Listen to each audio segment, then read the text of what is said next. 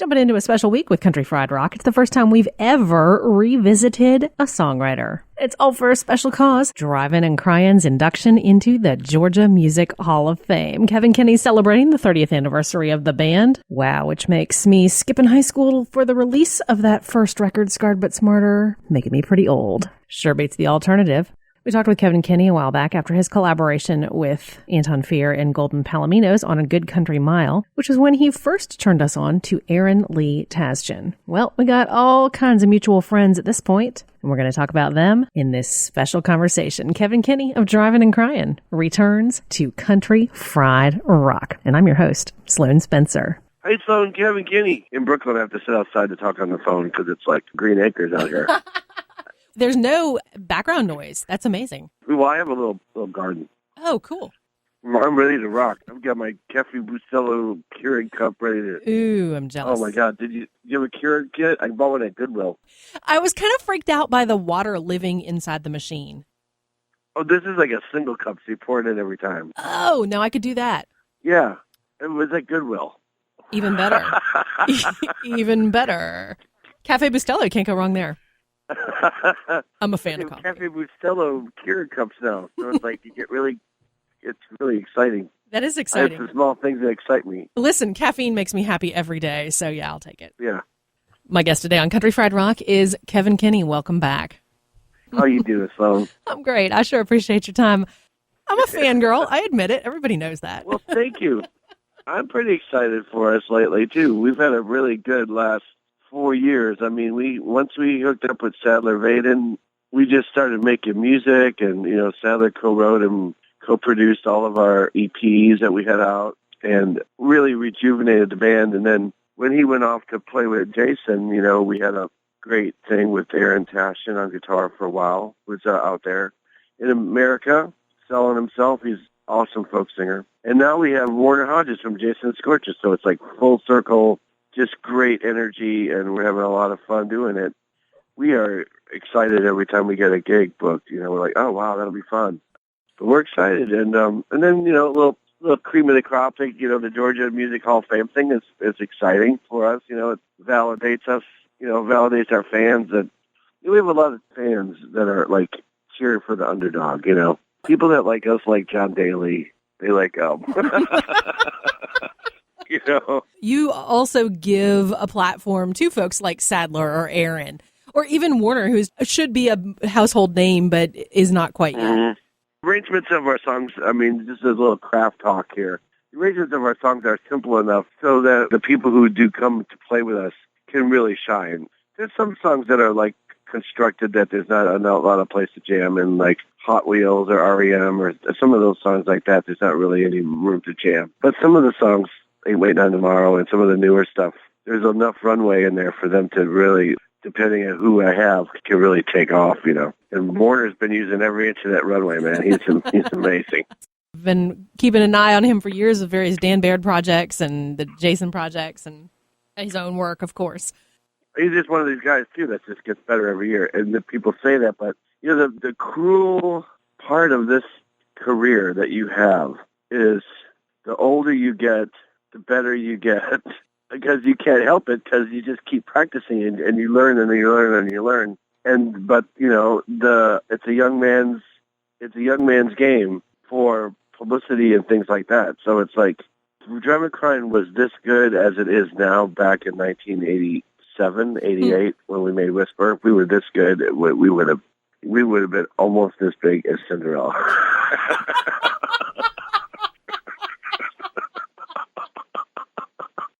Hey y'all, Country Fried Rock has a few cool new things going on that we've been teasing for a while. Pop on by countryfriedrock.com, scroll down on the right-hand side of the screen, or just keep on scrolling if you're on mobile. It's down at the bottom. We're doing a quick listener survey, find out a little more about what y'all want as we plan now for 2016. I know it seems so far away, but actually, we've already got a very cool thing up our sleeves that will be happening while I'm in Nashville next month, so looking forward to that. Speaking of which, lots of Country Fried Rock alums are going to be playing Marikana Fest in September, and we'll be hanging out that week. come on by and say hello. So I think I've teased it long enough. That super special fun thing we're going to be doing during Marikana week in Nashville is an official kickoff party with Sin City Social and Guitar Town at the Basement East on Tuesday, September 15th. Our headliners are the Bottle Rockets. We're doing a fundraiser for Eddie Spaghetti. Badge holders and wristband holders get in free. $5 donation at the door goes directly to help Eddie Spaghetti in kicking cancer's tail. We'll see y'all there. Hey y'all, this is Sloan Spencer, the host of Country Fried Rock. We've had an incredible year with more people finding us on the radio and our podcast than we ever imagined. Thank you all so much. Careful what you wish for, you just might get it. Hey, this is Kevn Kinney from Drivin and Cryin, and you're listening to Country Fried Rock. You mentioned a little bit about the songs off of those EPs. When we last talked, it was right after Great American Bubble Factory, and so these EPs had not quite rolled around yet. From a fan perspective, I thought keeping the concept tight and short with those EPs was cool, but then I liked how they made a series, and then now there's this vinyl on Plowboy. Well, be aware of your surroundings. That's what I always taught my kids. Look and see where you are. What are you doing? When I look around me, I see people downloading songs and making their own playlists. So I was like, well, I'm going to stop making them their playlist. I'm going to make them the A&R person. I'm going to give them the 20 songs, 25 songs that what I would have given to Kim Bowie, our A&R person. I would have given her 25 songs, and then she would have picked 9 that would have been on Whisper Tim's Lion, or 10. Mm-hmm. You do that. You can. What 10 would you pick to make on yours? The ones I picked, I made onto an album. I wanted to do an album, and it's only available on an album because it's my, what would my record be if I made it from all these EPs? And that's what I did. But that's why I encourage everyone to go home and make their own. If you own all 4 EPs, make your own EP, and see what you would have done, and give it a title, do a cover, send it in the, we'll do a contest or something, best album, and you come up with you can design an album cover. I designed 2 of those covers on my phone on this thing called Fonto. Cool. And another app called Psychotropic or something like that. I did I did 2 of those album covers on my phone. That's cool. Laying in bed. That album cover reminds me of waiting for the K-Tel compilations to arrive. Yeah. Yeah, the album, I sent those albums. I didn't, that one I did not do. I did do all the pre-work on the in bed, though. I sent the art director a dozen different K-Tel records. I said, I want it to look like a K-Tel record. He's like, oh, I'm this amazing graphic designer. So he's like, got it, love it. I knew about the 30th anniversary of the band, which is making me feel old, but in a good way. And then right after, I guess I found out about the Georgia Music Hall of Fame. Y'all got a ton going on. How did all of this roll around? People love the anniversaries. I'm not a big anniversary guy because everyone's been around 30 years. It used to be a much bigger deal. Remember when Sgt. Pepper was 25 Holy years old? Holy cow, yeah. It's Sgt. Pepper's 25 years old. Now it's who isn't around 30 years? You know what I mean? It's something to celebrate, but what do you do? Celebrate 33 and a third? That would be an anniversary at 33 and a third. Well, I appreciate it. Which one? Scarlet Smarter? Scarlet Smarter. Scarlet Smarter would be the better one. Yeah. And then Whisper came out, and you were sadly disappointed. There's strings on it. What is the Blu-ray? Oh, this is corny. We were like, man, they went country. What the heck? Exactly. And, because I was a stupid teenager. Well, that came from driving across country so many times listening to Hank Williams. I was like, Tim loved Hank. I never listened to country music until I got in Drivin' and Cryin. I grew up in Milwaukee, so that wasn't really... My dad's favorite country people were Charlie Pride, Freddie Fender, and Willie Nelson. He's getting better. He's amazing, too. He played here at Prospect Park and killed it. Good for you, Willie. We love you.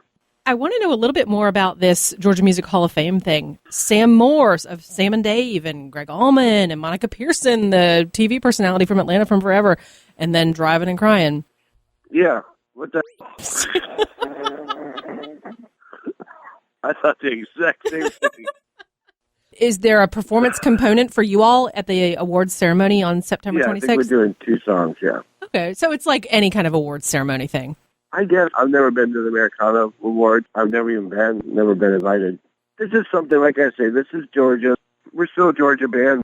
We're trying to make a list right now, but we probably played every city in Georgia above, 20, 30,000 people, 40,000 people. We've played Ringgold. We've played Dahlonega. We've played Helen, just outside of the big ones, Athens, Albany. So we're trying to put the list everywhere from St. Simon's and Tybee Island and Albany. We did 2 New Year's Eves in Albany. Valdosta and Waycross, and we have crisscrossed Georgia dozens of times. So we're happy for all of our fans. I don't know what you call them fans, but all of the people who follow us and have been rooting for us. We got a lot of people rooting for us. I get a lot of people in the front row like, don't quit, Kevin. It just started, like, in life. Yeah, don't give up, Kevin. We'd like to send a big thank you to our Country Fried Rock listeners for supporting Country Fried Rock alum Alan Thompson, who is recovering from a diving accident. If you'd like to donate, every dollar matters, and it goes directly to helping defray his bills. You can find that link on Country Fried Rock's Facebook or Twitter. It's a You Caring donation page. Keep your ears peeled for a few different benefit shows in the Nashville area for Alan Thompson. We love you, man. Get better soon. Oh, yeah, I'm so excited to tell y'all about this. A while back, I mentioned we were going to have a new way for bands to submit to this program. It's been a great problem to have, but I've been getting so much email, I can't even get to the critical things. So, for several weeks, we're going to be working with Reverb Nation on a special submission page that's called a Country Fried Rock Opportunity. To make it easy for you, I put a direct link on countryfriedrock.com. All you need to do is click on the category that says contact. And then when it says for musicians, you'll have the direct link to the Reverb Nation page. The coolest part is a lot of y'all are truly emerging bands working on your very first recordings, completely out of the loop of our circle of friends, and we love it. Thank you so much to all of y'all who have found us. Looking forward to a ton more great music and featuring these bands soon. Hey y'all, this is Sloan Spencer, the host of Country Fried Rock. Those of y'all who listen on our podcasts, it's a quick hit of just the conversation. If you want the full radio program with all the songs that we talk about, ask for it on your local radio station, joining 20 other stations across the country. Get the goods at countryfriedrock.org. This is Kevn Kinney from Drivin and Cryin, and you can check out all of our new EPs and our records and our thoughts on drivinandcryin.com. Well, speaking of which, I noticed that you've got a couple of shows coming up. I didn't realize that the Family Wash was reopening. Yay. Nashville place. With Chuck Prophet. Yeah, we're going to do a little opening set there. Yeah, we're like a reopening kind of vibe. It's me and Chuck. It'll be great. Tim Nilsson will be there for that. Tim's coming up, so it'll be me and Tim doing something. One of the things that I'm curious about is I've gotten to see a few of the Kevin and Friends shows that have really been surprising and wonderful. And there's a Kevin and Friends event going on in Augusta. What kind of things do you like to be able to do to bring your friends in for those sort of open-ended events? I don't know. Sometimes I bring people from New York that I know that are amazing, that you guys don't know about, people don't know about, like, Owen McCarthy. He's amazing. He's in a band called The Every Others. You should look them up. Yeah. He's amazing. He's like our new David Bowie here. There's a guy called Finley Brown. Everybody should be in the Finley. Finley's got a brand new record coming out this week, and he's amazing. There's some people in Nashville. Our friend Rory, living up there in Nashville. Our Aaron Lee Tasjan. So usually I like to bring people like that you've never heard of, and blow your mind, be like, oh, wow, I need to follow this guy. So that's the special things about when I have something in Friends. And then there's always the gunslingers I bring or whatever, if I can get Aubrey to come or, Warner to come or I can get, Angie Aparo or Edwin or whatever, whoever's traveling through. Man, Angie Aparo's voice, he's like an angel. Yeah. He'll blow your mind. It's 15 seconds of him opening his mouth. Everybody's like, oh, boy, okay. Mm-hmm. Holy crap. I actually learned about Aaron Lee from you. When I interviewed you a few years ago, you said, oh, yeah, this band, Madison Square Gardeners, they got this kid who plays. It was really great. His name's like Aaron Tasjan or something. And that's how I found out about him. Before he was playing with you, Sadler was still playing with you at the time.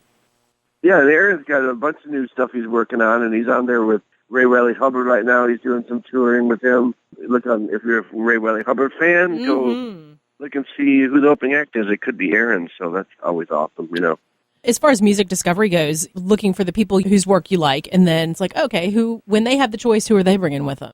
And that's actually how I first heard Angie. I knew his name, but I'd never seen him. Yeah. People have done that for me, Peter Buck turned me on. A lot of people never heard of me till McDougal Blues or there's some things with Peter, and, Peter was like, hey, check out this kid. Kevin, I'm excited that, one, you're continuing to make fresh music. I think for me, the exciting thing is that Drivin and Cryin isn't, although, of course, I love Scarred But Smarter and the record changed my life. I'm glad that it's not just that y'all have continued and you have continued to write and make tons of new, fresh music all the time. Thank you. Oh, I still am, and I love doing it. I love it that, people allow me a platform to do it. But there's more to come. I got 2 or 3 more different kinds of things coming up in the next year. Cool. The next 12 months. So more EPs. I like the EPs. I like the tight concept. Yeah. But I'm going to do one full-on Kevn Kinney record, another one. So that's going to take a little while to make. It's going to be well thought out. And is there anything in particular that's pulling you in that direction? Well, I don't have a real record out that is like if you're a listening room kind of fan, if you like, Nancy Griffith, or you like the new Jason record, or you like, I don't really have one of those records to hand you. All my solo records are pretty much indie records. I make them in usually, McDougal Blues was made in 5 days. Down Outlaw was made in 2 days. Flower Knife was made in 5 days. Broke Out to Auto Parts was made in 4 days. Something I Need to Revival was made in a month. That was probably the biggest one. Good Country Mile took about 8 months.